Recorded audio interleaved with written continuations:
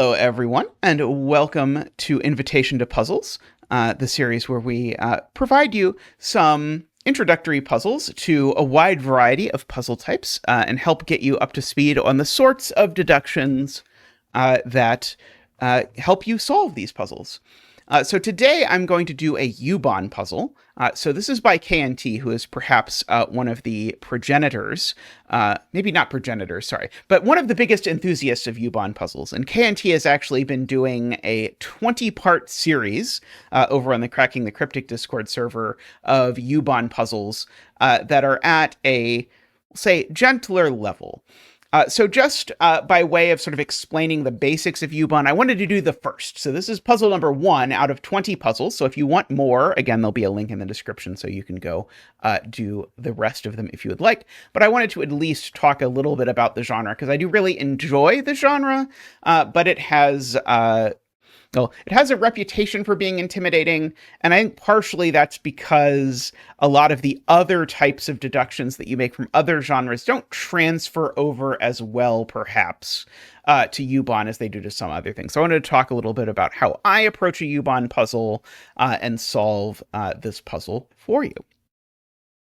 Okay, so what are the rules of U-Bahn? First of all, I should say, so this is a loop-esque genre, but we're not making a loop because if you think about it, the rule that usually is key to loops is that you cannot make branches. Well, in U-Bahn, you can have branches and you can have crosses. So your answer could actually look something at the end of the day like that, where this is what is called a loop network. And so what are the requirements for something to be a loop network, to be a valid solution to a U-Bahn? So first of all, it has to be connected. So I can't sort of have, let me just show you what it would look like if it wasn't connected. I can't do this because there's a loop down here and a loop up here, and you can't get from one to the other. That's not allowed. So we have to keep the loop network connected. And we can't have any dead ends, so I can't do that, even though it looks kind of like, I don't know, like a chocobo or something. But you can't do that because this is a dead end. Okay, so basically it needs to be connected, no dead ends. Those are the rules that you need for your loop network. And so one has to be a little bit careful if you've thought about loops a lot, because a lot of the deductions you're used to about loops don't apply here. And so I'll talk about that as I go through the puzzle when I actually solve it. So what are the clues telling you? The clues are telling you basically what pieces you use to build the network that you're looking at. So for example, if you think about it, there's actually sort of there's 4 different things that a tile could end up looking like in a U-Bahn puzzle. So there are corners, straightaways, 4-ways, and 3-way intersections. And if you rotate and reflect the grid, every tile inside the grid that's not empty is going to look like one of these 4 types. And you'll see those 4 types correspond exactly to these columns in this sort of weird-looking crossword-esque clue grid here. And the clues tell you how many of those things you use in that row or column. So for example, in this row, we need to fill in 4 corners and 1 T or 3-way or whatever you want to call it. In this row, you need to use 1 4-way. Now notice, if there's no clue given, you don't know anything. So I could use 20, I mean, I guess I can't use 20, but I could use 3 T's and it would be fine because there's no clue. Okay, so there's a big difference between no clue being given and a 0 clue being given. A 0 clue being given means there's none of that thing. It does not show up at all. Okay. So we get some of those clues in the rows, some of those clues in the columns, and then that's our start. Okay, so first off, there's a bit of notation that one has to get around because we don't have a sort of normal way of denoting some of the things that we need to keep track of in U-Bahn.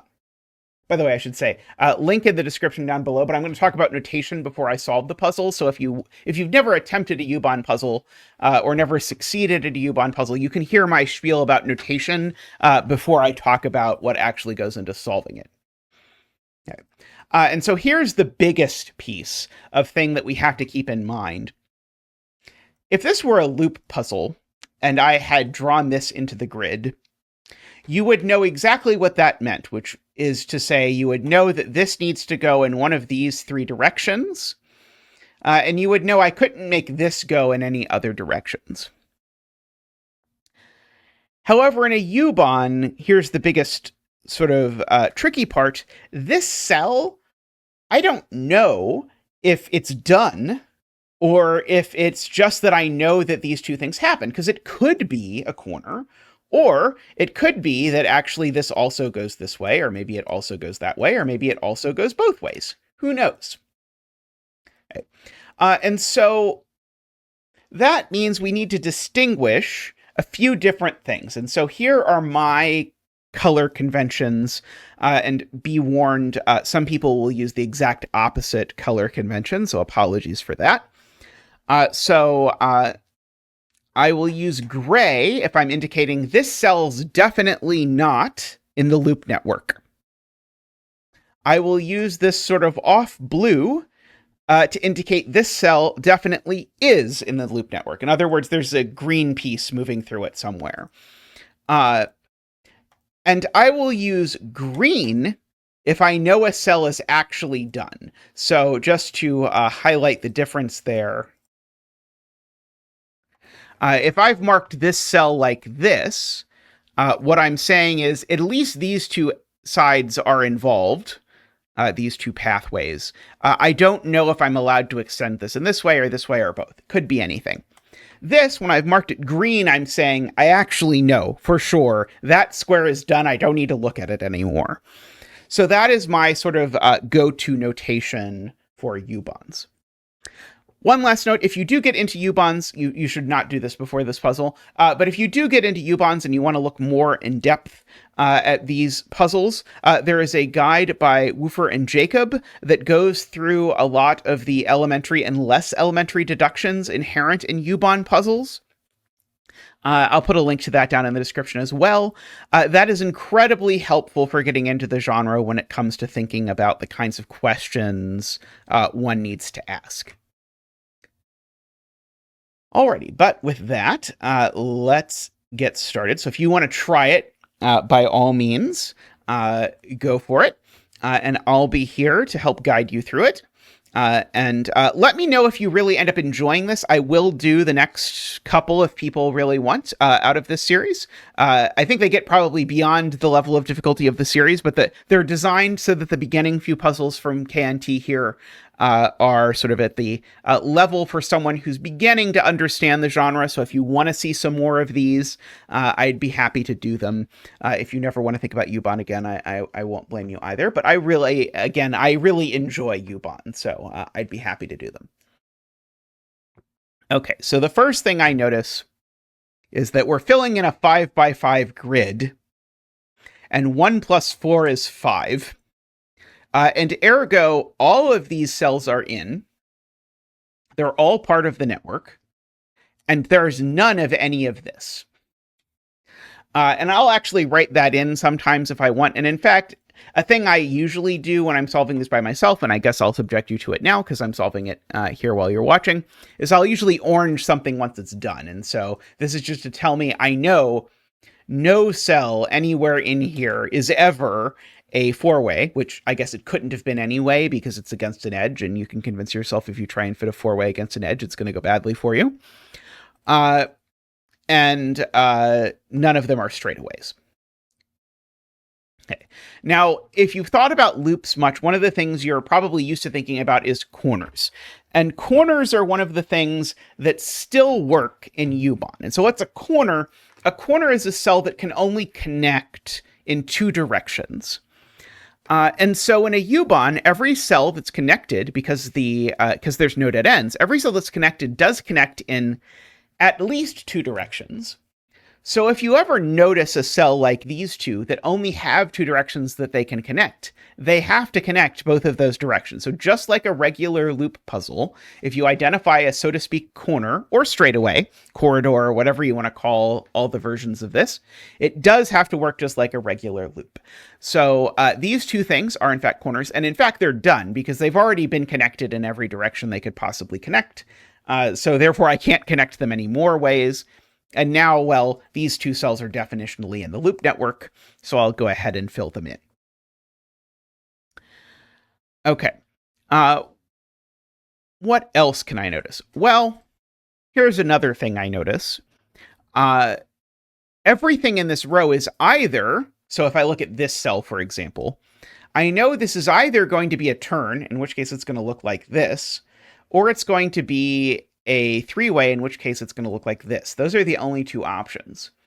Well, notice what those two things have in common. Just like we talk about in a lot of these sorts of pencil puzzles, there's sort of a commonality thing to look for if there's two options. What are the things they have in common? Well, they both go this way. There's no way it doesn't go that way. Well, this cell, there's actually three options for what this could look like. It could be that, it could be that, and it could be that. But in fact, actually, all of those involve this segment. And likewise for this, again, whether this does this, or whether it, whether it's that or that, again, it always has this segment here like this. And so we can actually fill in, just by pure commonalities alone, all of those segments. And so we actually know that all of these are also in the loop network. Okay.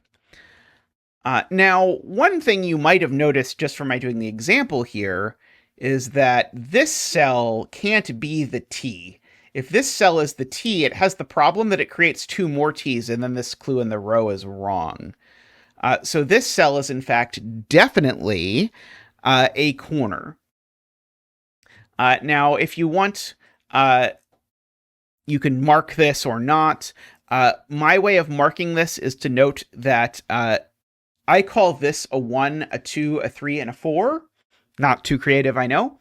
So I'll just center mark this as a 1 to say, hey, I know this cell is a 1. And if I know something is like a 1 or a 2, sometimes I'll center mark it like that, just like I'm doing a Sudoku puzzle. So that is what I do. Okay, so what else can we see? Well, generally, when you're scanning, you want to look for zeros are helpful, four-ways are often helpful, and big numbers are helpful. So you'll notice we started with this clue that had the biggest number in it. Well, the next biggest number is this one. And this one says that this column has 3 straightaways in it. And so where are those 3 straightaways is the question. And before, if I'd have just asked you that and the grid was blank, you'd have said, I don't know. They could be anywhere. They could go crosswise here or here or here, and you could draw a million different grids that have 3 straightaways in this column. However, you might notice now this cell is not a straightaway. Now, there's a couple reasons for that. One of them is I can't make this a straightaway anymore because it's got this kink in it already. And the other is because there's a 0 here that tells me that cell's not a straightaway. Well, if you notice that, you might also notice there's a 0 here that tells me this cell's not a straightaway.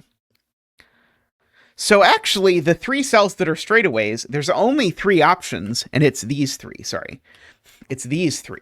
So these are all in. But that's actually even better than it might sound to you at first. Because if I know that this is a straightaway, I know what it looks like. It looks exactly like that. Because I couldn't make it look like a horizontal straightaway. That won't work. What about this cell? Well, if this is a straightaway, now it looks like that. And if this is a straightaway, well, now it looks like that. And so actually, all of these are done, because remember, they have to be the 3 straightaways. And we actually get to fill in all of that into our grid. So that's very nice. So that clue is now done, by the way. And now we probably should look at this little clue here, or this little dead end here. Namely, we know this has to connect somewhere else. Where else does it connect? Well, the thing about green cells, and one of the whole reasons for marking them as green to begin with, is that a green cell is a cell that I can never enter because these things are done. If I try and add anything else, like if I add this here, then I've broken the clue that I finally got right. So actually, this can't connect this way. So in fact, this is basically a straightaway corner, if you want, or a corridor, a cloister, whatever you want to call it. So it has to go down, and then this has to go down, and then this has to go down. And now this is a corner, regardless of your lingo. And so all of this becomes that. Okay, and so we filled in all of these things like this. Okay, very good. So we've got that. You might notice one of these two things has to be a three-way, or I've created a loop that's sort of like a mini loop that I'm not allowed to have because I have to keep the grid connected. But that's not too big a concern. In fact, if you look at the clues, there's actually nothing that even stops both of them from being three-way connections. And I think if we look at the 1 and the 2 here, I don't think either of those are super useful at this particular moment in time. But here's where it's very helpful if you remember what I said about four-ways are usually the hardest thing to put somewhere. And in fact, this four-way is very difficult to put into this row. So you can never put a four-way against an edge. That's one thing to notice. So there's always 2 fewer places you could put a four-way in a row or column than any other piece. But I also can't make that a four-way, because if I make this a four-way, it would connect into my green space, and I'm not allowed to connect into the green space. That's what the green space means. So actually, of the 5 spaces that exist in this universe, only that one can be the four-way.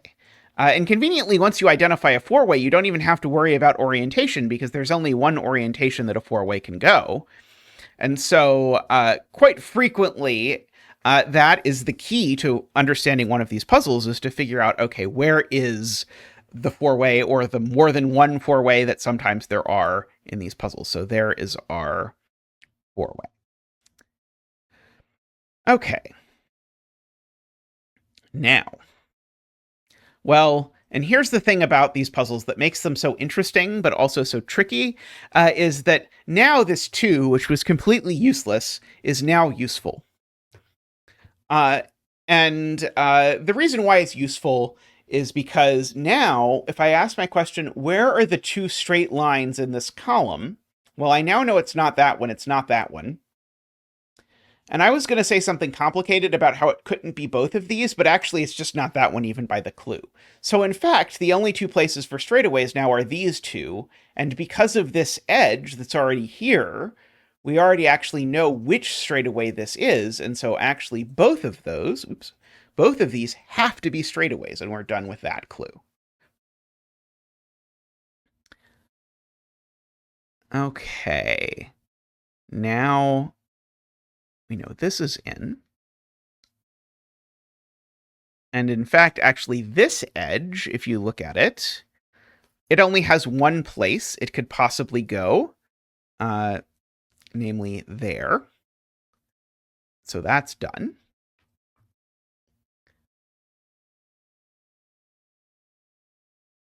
Okay, so I do need this one to connect in one of these. Oh, here we go. Okay, here's the easier thing. So I was going to do this in a more complicated way. This cell, it only has one way it can connect because it's surrounded on greens by either direction. So the loop has entered here and it has to exit there. Okay, and that's quite convenient because now we have all the straights in the row. Okay, and so that direction, I will say for me, my brain is worse at catching that of the, oh, I've actually got all of these, so now I can't have any more. And so, but that's what this says, is now I'm not allowed to have any more straights. Okay, and that's super useful if you then eyeball this cell. Because if you imagine that this cell was in the loop network, what would it be? Well, it would be a straight. And that would be a second straight for the column. I can't do that. So that means this cell is in fact not in the loop network. This cell is out.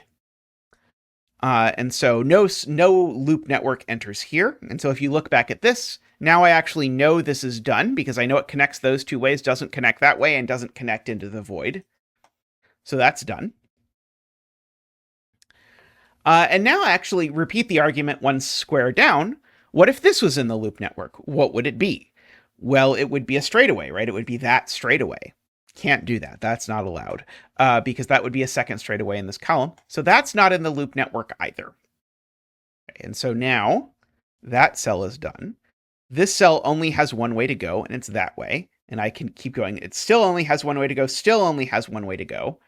And so if you look over here at these all get filled in like that. And so now we've taken care of almost everything here, except that we still have to find our T in row 1. And also, and this is what's really going to sort of dictate it, I need to make sure that my loop network is connected. If I don't extend this cell, my loop network is simply not connected, and that's not going to work. So I need to extend this. This is the lone T that we are looking for. And so we can green that. And now these two things can only be corners. It's the only thing that is left. And so we have finished, we have finished this puzzle. Lovely puzzle that it is. K&T has many U-Bahns. I love many of them. This one I think is a very nice introduction. Oh, I better orange this or there's going to be a lot of, actually, better not orange this so that you'll all comment. Please leave a comment about how I did not orange this clue at the end of the video. And the YouTube algorithm will appreciate it. Also, please leave a comment. Like the video, please. Subscribe. Let me know if you'd like to see more U-Bahn, or if there's any other genres that you'd be interested in. I'd be happy to hear from you about what you'd like to see in the invitation series. So let me know. All right. That's going to be all for today. Big thank you, by the way, to everyone who supports the channel. I know there's a lot of you watching this who are longtime supporters of the channel. I greatly appreciate it. If you are enjoying the channel and you would like to be a supporter of the channel, you can do that in the usual YouTube ways. So you can leave a super thanks in the comments if you want. You can become a member, and then you get the Zach emotes. I will pull out Zach over here. He loves being in the comments as well. So you can mention him. He is a little bit of a prima donna, so if you would like to stoke his ego, you can do that, particularly if you become a member. So all those things are available to you along with assorted other perks.